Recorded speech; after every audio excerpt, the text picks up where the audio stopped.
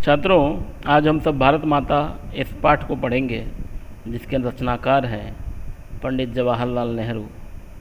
तो इसके पूर्व कि इस पाठ का अध्ययन करें, पंडित जवाहरलाल नेहरू के विषय में हम जान लेते हैं। पंडित जवाहरलाल नेहरू का जन्म सन 1889 ईस्वी में उत्तर प्रदेश के इलाहाबाद ज़िले में हुआ था। इन्होंने अपने जीवन काल में अनेक रचनाएं भी की। भारत के प्रधानमंत्री तो थे ही, लेकिन हृदय से लेखक और कवि भी थे।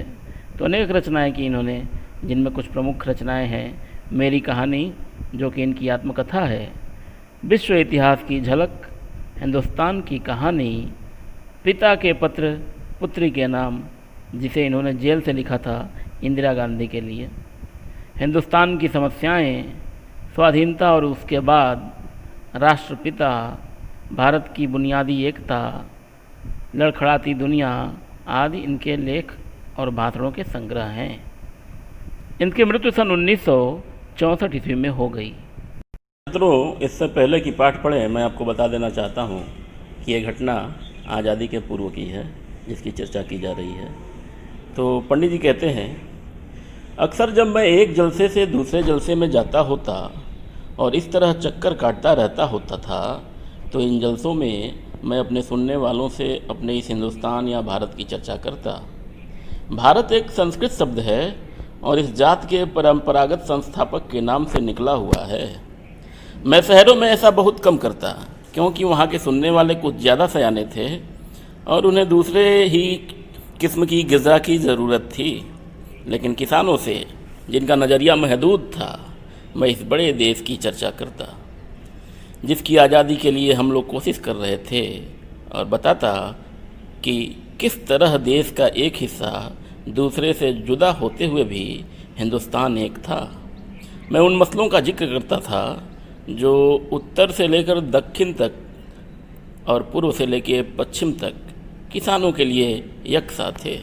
अब देखिए, यहाँ पंडित जी कहते हैं कि जब मैं किसी भी समारोह में जाता था पूरे हिंदुस्तान में, तो मैं अपने सुनने वालों से भारत और हिंदुस्तान की चर्चा किया करता था।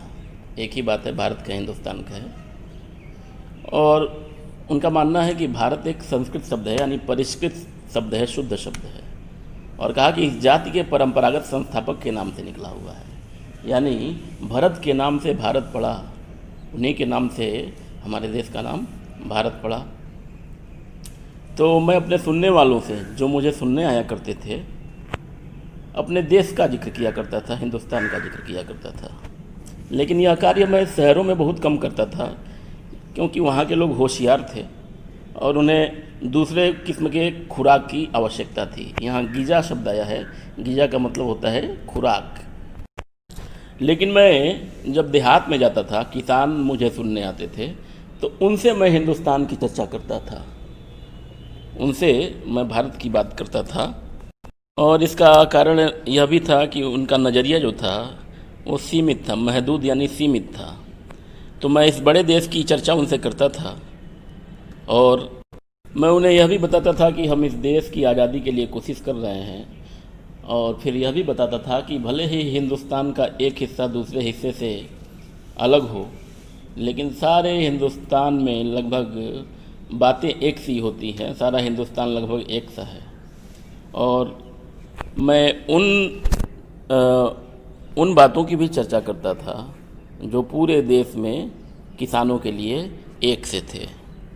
फिर क्या कहते हैं पंडित जी, और स्वराज्य का भी जिक्र करता था, यानी जब भारत आज़ाद हो जाएगा तो हमारे लिए कितनी सहूलियत हो जाएगी, इस बात की भी चर्चा उनसे करता था, जो थोड़े लोगों के लिए नहीं बल्कि सभी के फ़ायदे के लिए हो सकता था। और मैं बताता था कि जब भारत आज़ाद हो जाएगा तो इसमें सबका कितना फ़ायदा है।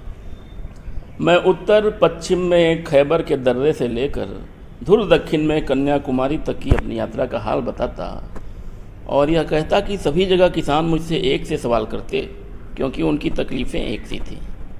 और देखिए, जब किसान इन्हें सुनने आते तो ये क्या बताते थे, अपने घूमे गए पूरे भारत की चर्चा करते थे और कहते थे कि लगभग पूरा भारत मैंने घूम लिया है, पूरब से पश्चिम, उत्तर से दक्षिण, लेकिन किसानों की समस्याएं एक सी हैं।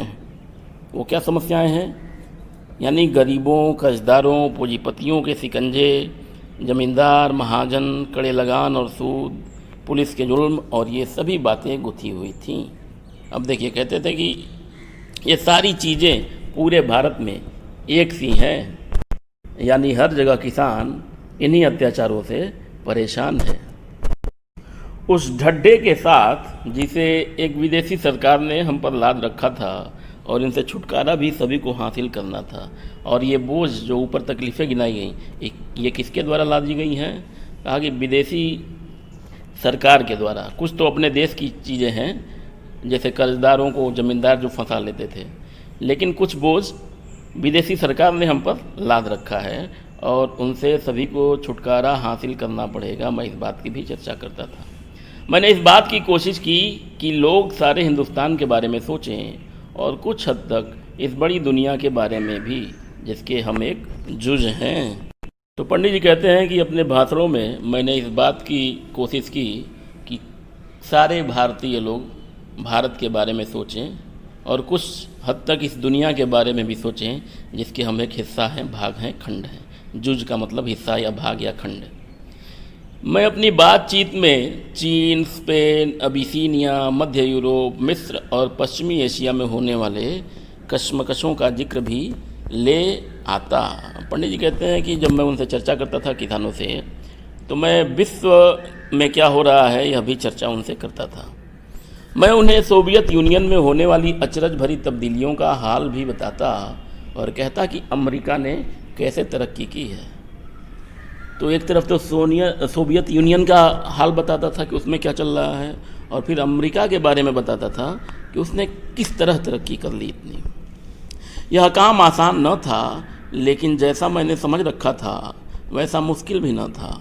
इसकी वजह यह थी कि हमारे पुराने महाकाव्यों ने और पुराणों की कथा कहानियों ने, जिन्हें वे खूब जानते थे, उन्हें इस देश की कल्पना करा दी थी। और हमेशा कुछ लोग ऐसे मिल जाते थे जिन्होंने हमारे बड़े बड़े तीर्थों की यात्रा कर रखी थी, जो हिंदुस्तान के चारों कोनों पर हैं। अब देखिए, पंडित जी कहते थे कि शुरू में तो मैंने सोचा था कि यह काम जो है देशवासियों को समझाने का, यह बड़ा मुश्किल है, लेकिन जितना मुश्किल मैंने समझ रखा था उतना मुश्किल यह हुआ नहीं। इसमें मेरी सहायता किसने की? हमारे पुराणों और महाकाव्यों ने, कथा कहानियों ने, जिन्हें हमारे देश के लोग खूब जानते थे। और फिर ऐसे कुछ लोग भी मिल जाते थे जिन्होंने तीर्थों की यात्राएं कर रखी थी, बड़े बड़े तीर्थों की, और जो हिंदुस्तान के चारों कोनों पर तीर्थ हैं, उन चारों तीर्थों की यात्राएं जिन्होंने कर रखी थी, उनके माध्यम से समझाने में बड़ा सहारा मिल जाता था। या फिर और कौन मिल जाता था?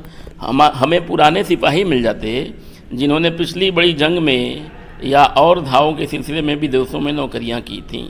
तो कुछ तो तीर्थों में गए हुए लोग समझाने में मदद कर देते थे, क्योंकि उन्होंने घूमा था, उन्हें पता था। और कुछ ऐसे सिपाही मिल जाते थे जिन्होंने विदेशों में जाके नौकरियां की थी, लड़ाइयाँ लड़ी थीं, तो इससे भी सहूलियत हो जाती थी।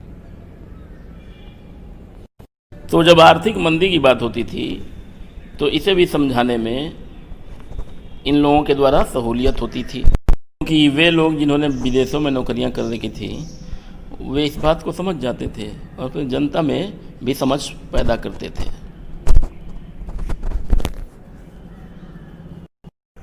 छात्रों, आज इतना ही। नेक्स्ट अगले वीडियो में। धन्यवाद।